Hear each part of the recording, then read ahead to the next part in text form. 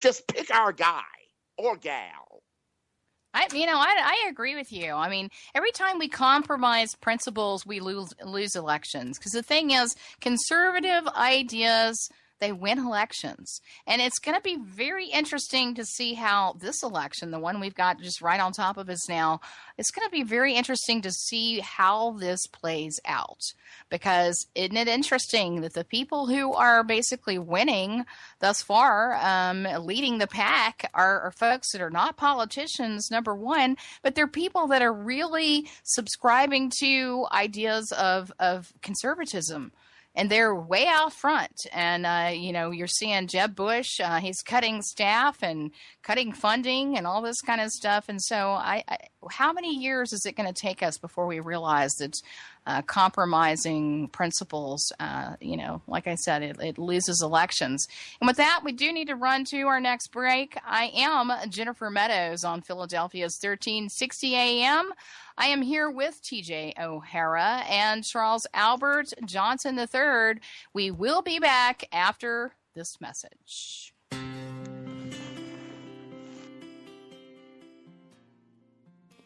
Hey, we've all had computer problems.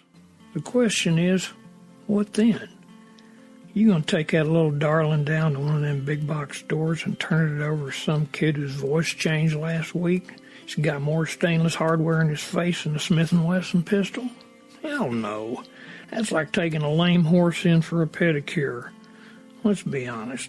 You've shared things with your computer you wouldn't have with your best friend. Now that's a special bond. And you need someone who understands that relationship, can bring her back good as new. You need Jaffrey Computer. I know that old boy who runs that place, and he's as good as gold and smarter than your 7th grade science teacher. Jaffrey Computers at jaffreycomputer.com. Trust no one else. Hi, I'm Joe Perry. And Steven Tyler from Aerosmith, here for RAD, recording artists, actors, and athletes against drunk driving. Yeah, you know we love it when the music does the talking. And you know, the music stops when someone gets killed. So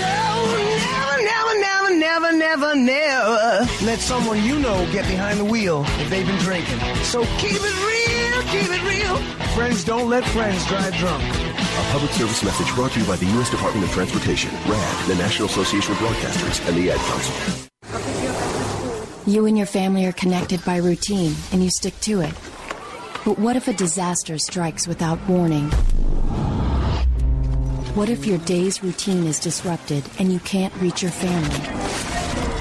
Have you planned for that?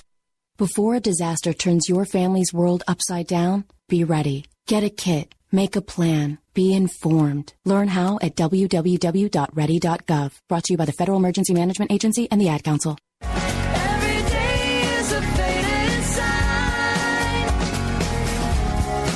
I get a little bit closer to feeling fine. Live from Mississippi, here's Graceland with Jennifer Meadows. Well, this is Graceland on WNJC 1360, part of the Conservative Commandos Radio Network.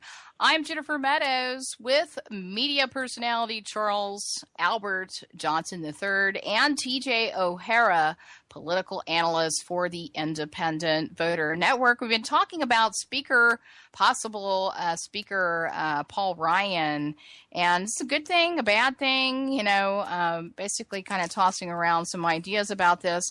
But why do we trust someone, and I'm talking about Paul Ryan, who has not proven that he's really trustworthy? The Conservative Union has given him an F, which is probably pretty difficult to earn. And I know we've talked about this just in this discussion about how he said that he would not actually bring up amnesty while Barack Obama is still president.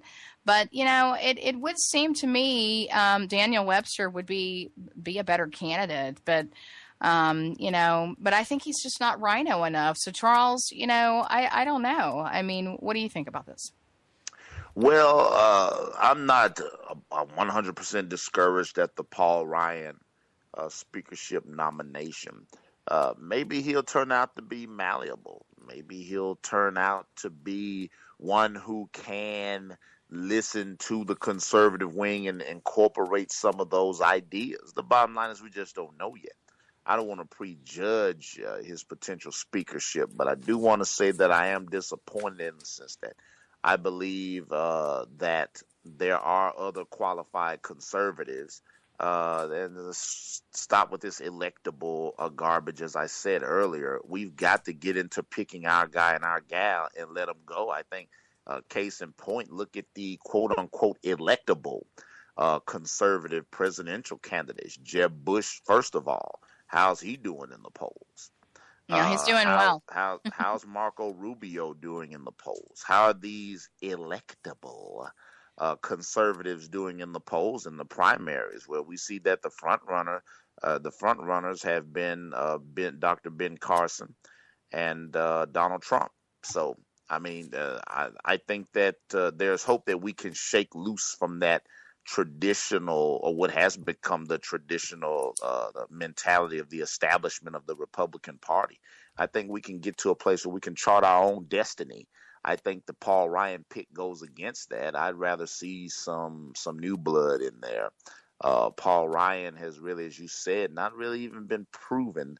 I don't think he's a proven conservative, to say the least, and he underwhelmed as a vice presidential candidate. But we'll see how it goes. Well, and he and Romney as well, and I think America, by and large, is rejecting the establishment, and I think they're looking for more principled candidates and very likely people with more conservative ideas, and I think not to steal Donald Trump's campaign slogan, but they want to see America great again. And so that's why they're looking for people like Donald Trump and Ben Carson and candidates like that. Now, we're getting close to the end of the show, and I wanted to move into our next topic and something a little more lighthearted. And I guess I could say lighthearted, but something, I guess it depends on how you look at it. But there was a headline I saw a couple of days ago that basically said, "Women cry foul over Glamour magazine naming Bruce Jenner as Woman of the Year." And it says the politically correct magazine, Glamour magazine, has reportedly waived the one defining requirement of candidates for its Woman of the Year honor. It says a double X chromosome in confirming the title for 2015. On cross-dresser Bruce Jenner, a move many women are finding completely insulting. So I don't know, guys. What kind of place are we now? It's completely crazy.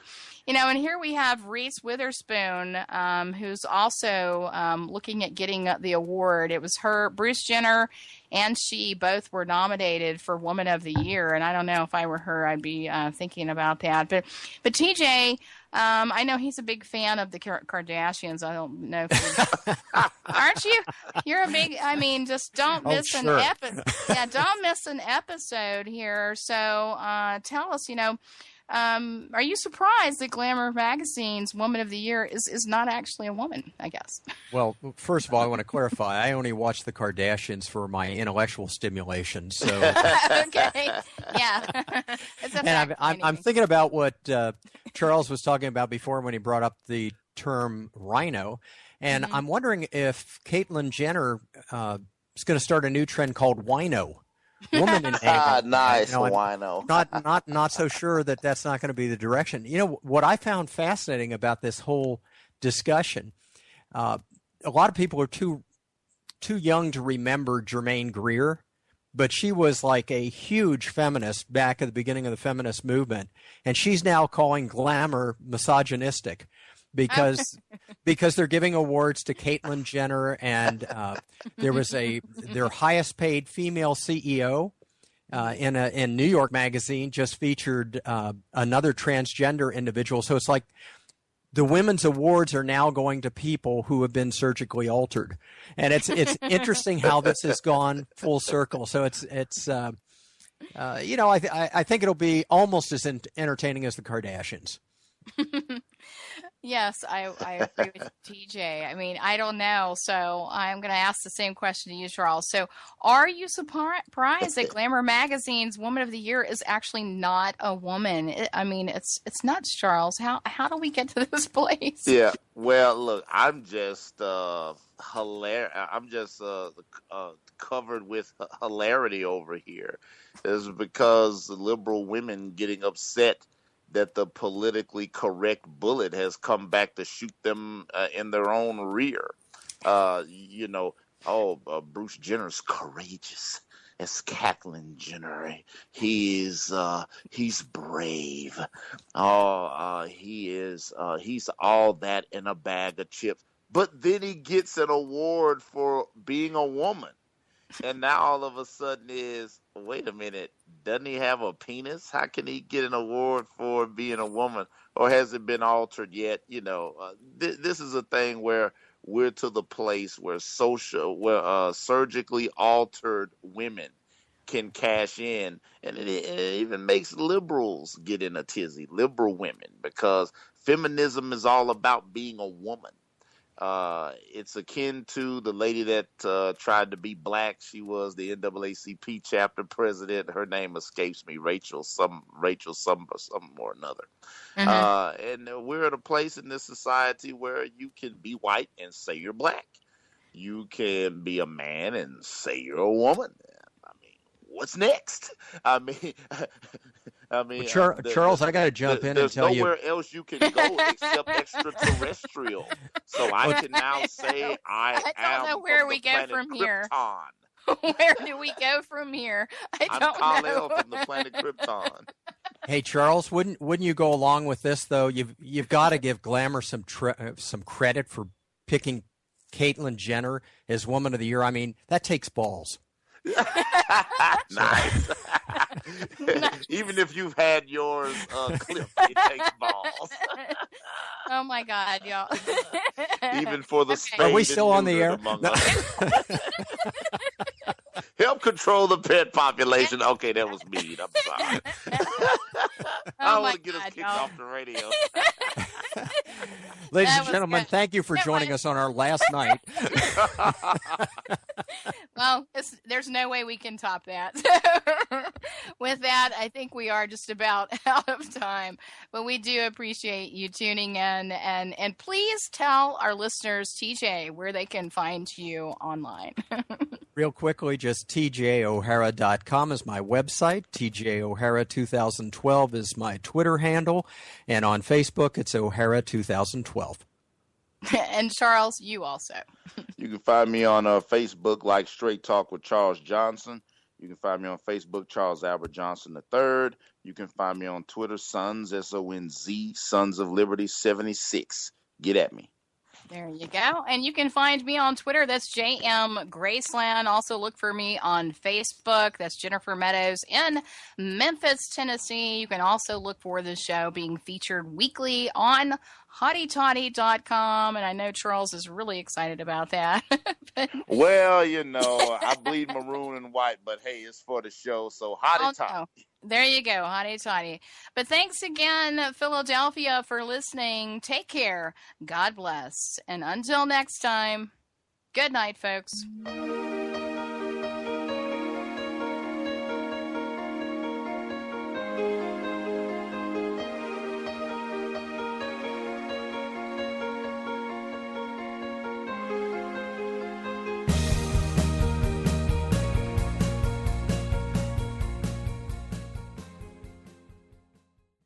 You're tuned in to Rebooting Liberty.